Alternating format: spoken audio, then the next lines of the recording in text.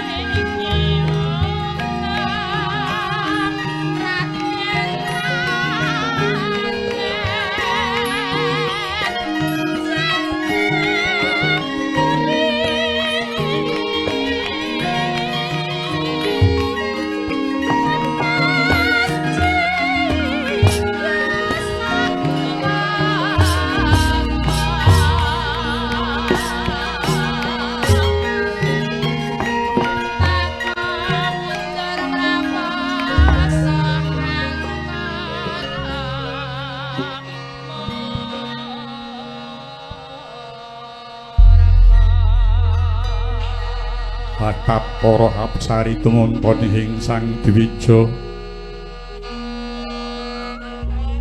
kadya ngiwara jiwa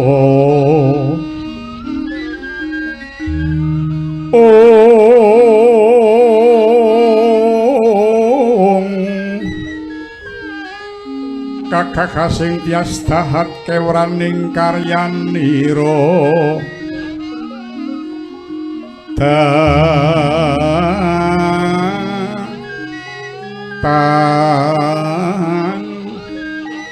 pontok samyom nyat rengganing prabota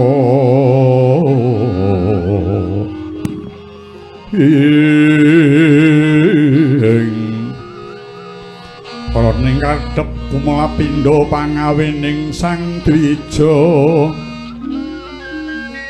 lunging kadha malengkung katyut ing Marutamanda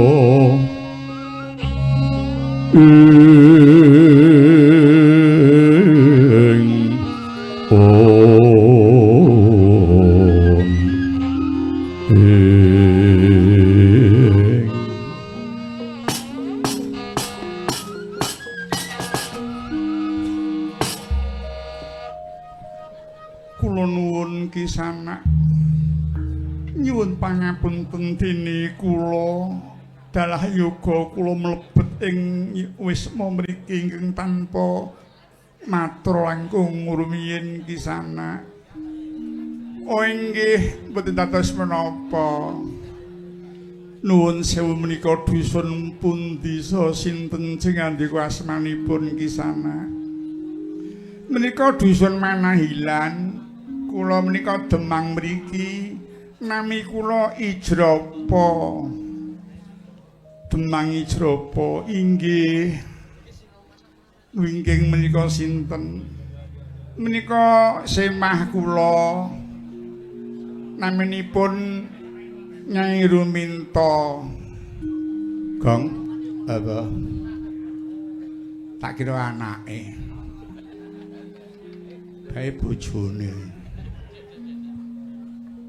Lah kok ya sing wedok ngira apa, Dik?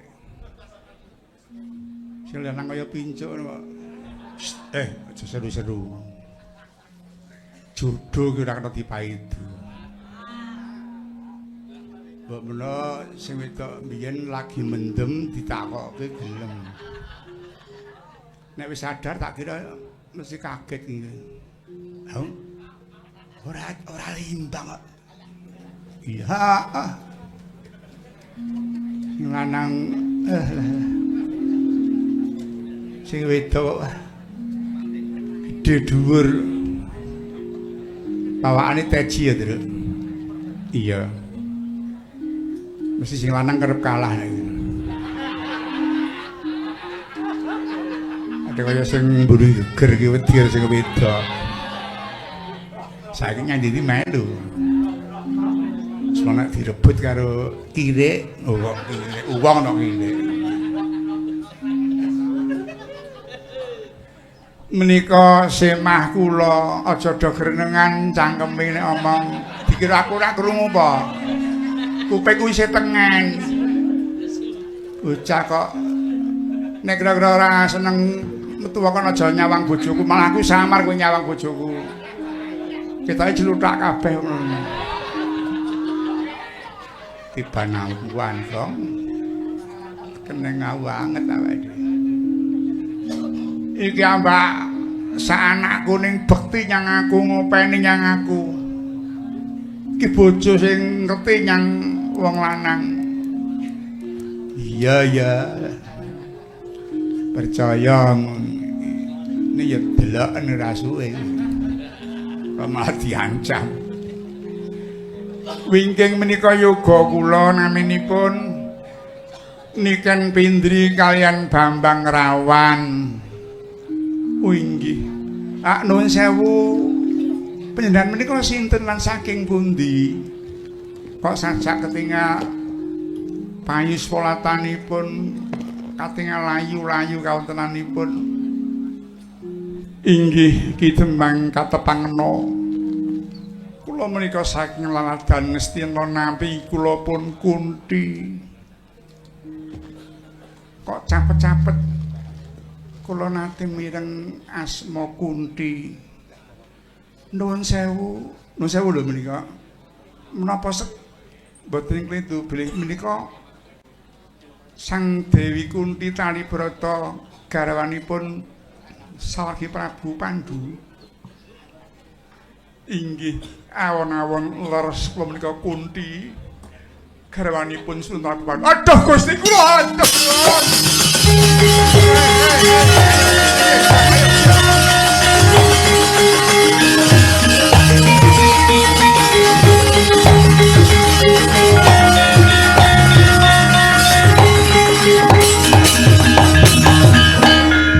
Punten dalem sewu Gusti, kula nyuwun pangapunten padhe kula mboten kerestos Gusti.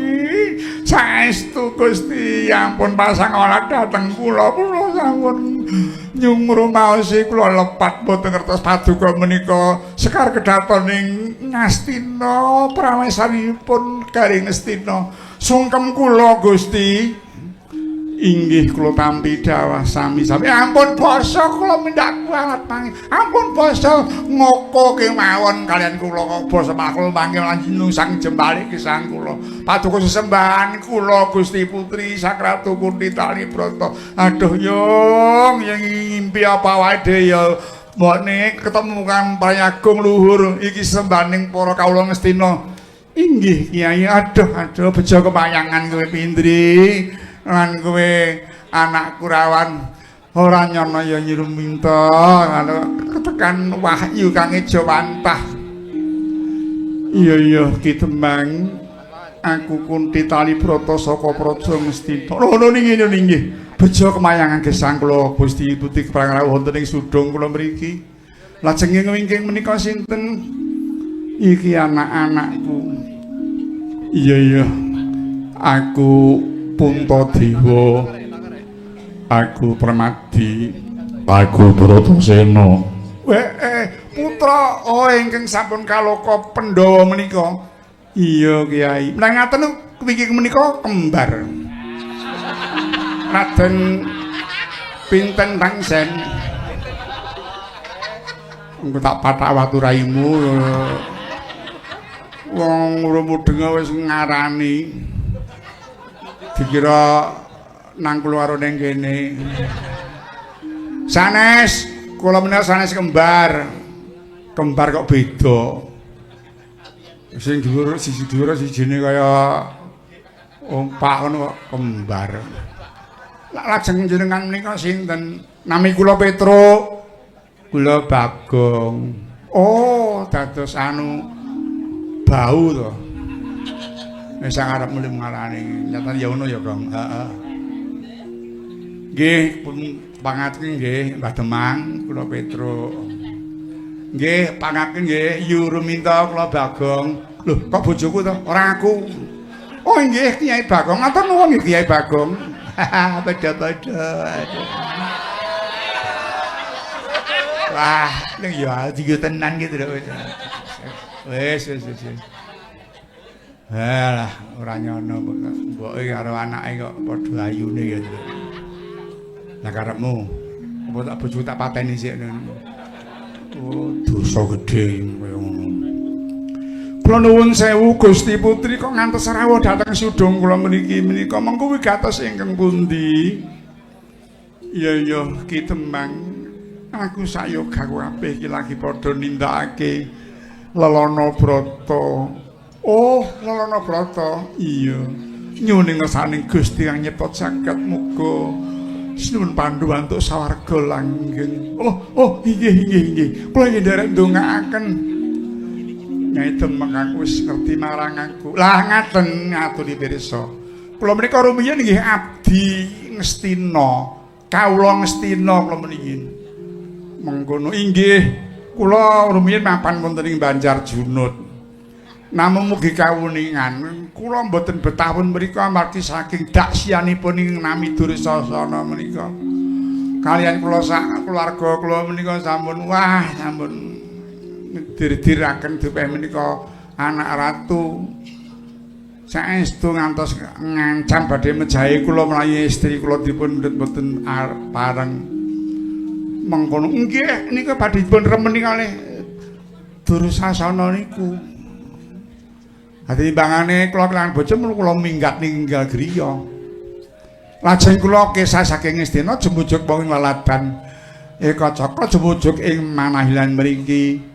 miturut godhaing para warga Panahilan kajares tumindak kula menika anak rabi kula menika sae lajeng kula dipun angkat dados demang wonten mriki nglurahi tiyang sak Panahilan mriki mengkono ya inggih ning kawuninga Gusti Pitruk kula nilar ngestina mlebet mriki kados malah kecemplung wuwu sababe apa jebul ratunipun kanca kramne malah bengisipun ngungkuli Kurawa kok ngono inggih margi ratu mriki menika remen mangsa jalma menungsa naminipun Prabu Baka ngono inggih ngantos Baka sekedhe meh telas warga Eka Cakra menika Gusti lah kula wekdal menika mboten perlu dipun aturaken lajeng Gusti Putri kepareng dados pundi aku bakal semene sawatarana kene sak anak badhe lenggah wonten mriki iya aduh wah bejo kemayangan monggo dipunagem kemawon monggo griyane namung menapa nggih nuwun sewu menapa nggih gurnan wonten miswa ingkang riyat kados ngaten menika payanipun namung payan rapak menika kotangan menika griyanipun kotangan ki apa Tru kotangan ki nek sing wis ya isor boton dhuwure iki blabak apa gedhek oh ngono iya aku iki kok kotangan kok beda dhuwur pring kok ngisor damen botone ngendi aku ora kuat tuku boto gong dhek iki pengen aja diomongi isih sehat ya kuping isih dikira budhek wae aku ora kuat tuku boto pomo tuku ya tak patake yang raimu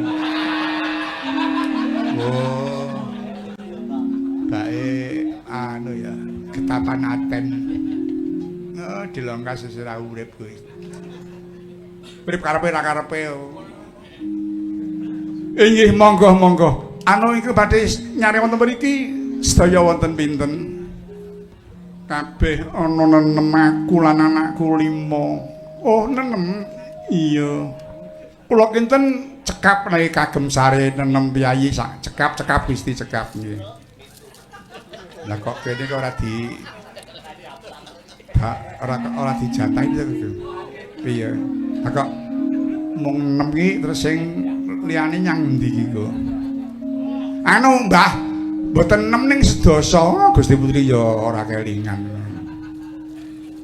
oh ning cukupe mung 6 iki Tru mbok kowe nyewa hotel sing apik kono sing bintang 4 apa sing bintang 7 gaglak ya enek kok nyewa hotel iku ya ngenyek kuwi wis ora aku tak tur njaba nang mburi serane nggone nggon licak ya Tru lincakne sikile mung kali 3 kok tak tur ya gegeblak ngono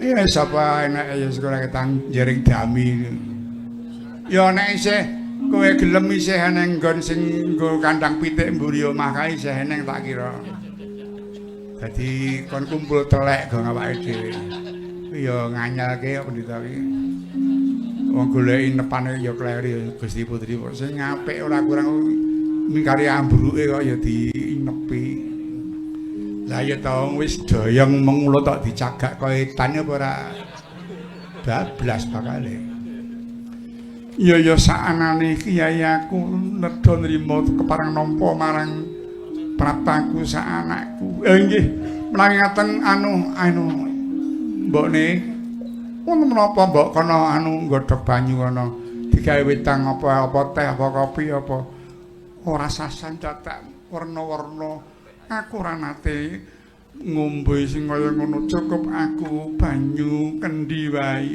iya aku ya kepengin banyu kendi iya kiai aku ya semono aku banyu bening aku ya banyu to wae oh dados sampeyan trimah menika iya ha nek kula Coca-Cola kudu Coca-Cola karo susu campur wah niku eco niku. Ha nek aku aku anu ngombeku jeruk, kencur, jahe, gulane batu. Dadake siji kowe kuwi nyegerke nyawak kowe. Ya tuku dhewe kok. Aba kaya juragan. Ana ya banyu bening ora ana ya golek anggon ngono liyane ngono. Karo omahku sajake ngenyek. Wis ana nyewa hotel ana cepet. Wong sugih kok. Muga Gusti njabahi sugih tenan ya, Kang. Apa mandi pendhita ora tau tapa. Ger Pindri apa rawan ayo iki bendaramu diaturi mlebu ditatangi kae dijerengke dami-dami sing ana mburi kae ya. Inggih monggo kula dherekaken. Oh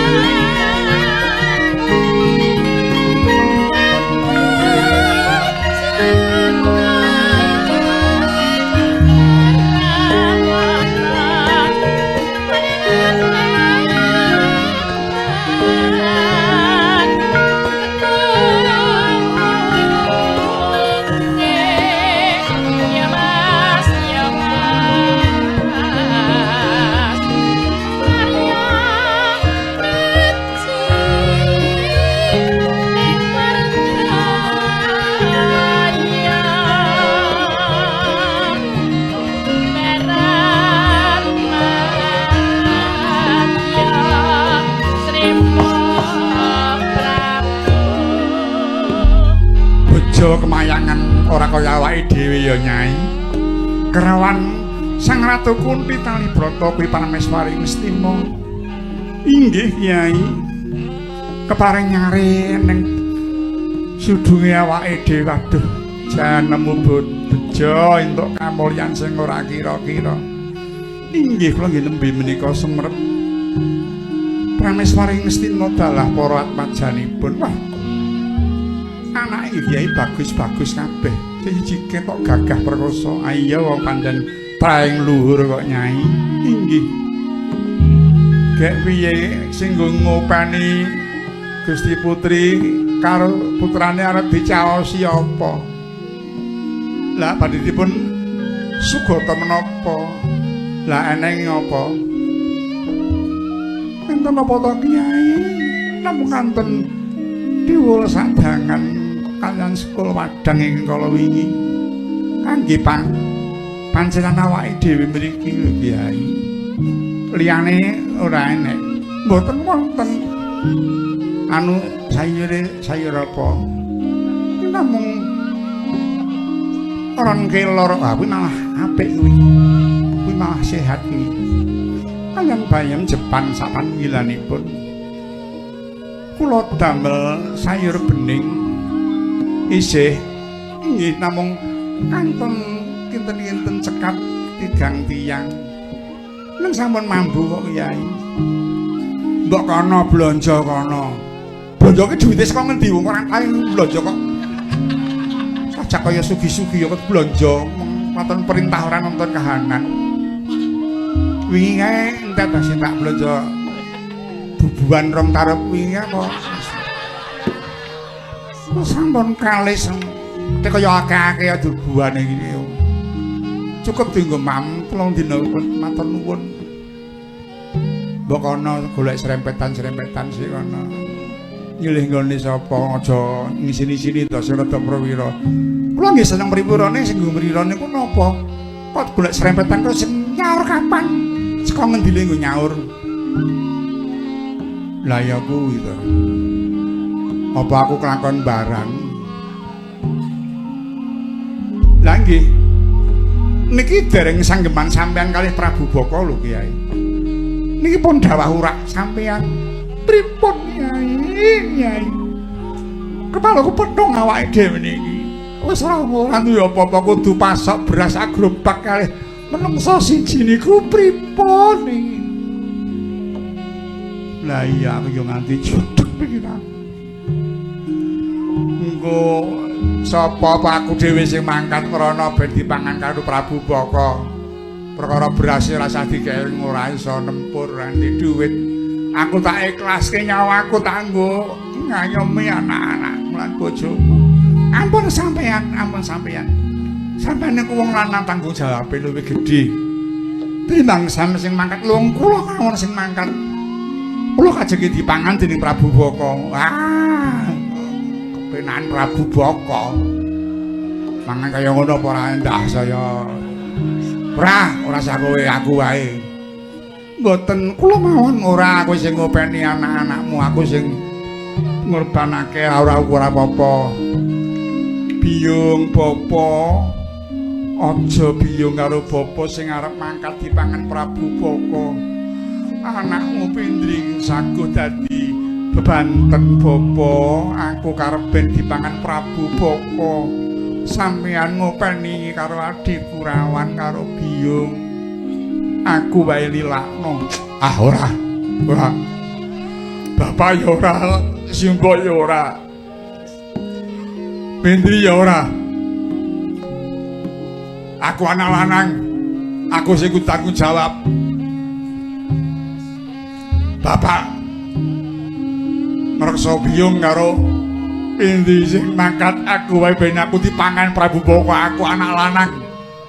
Kudu iso ngawoni karo keluarga tak ayomi. Aku wae Bapak. Ora kowe umurmu isih tangeh.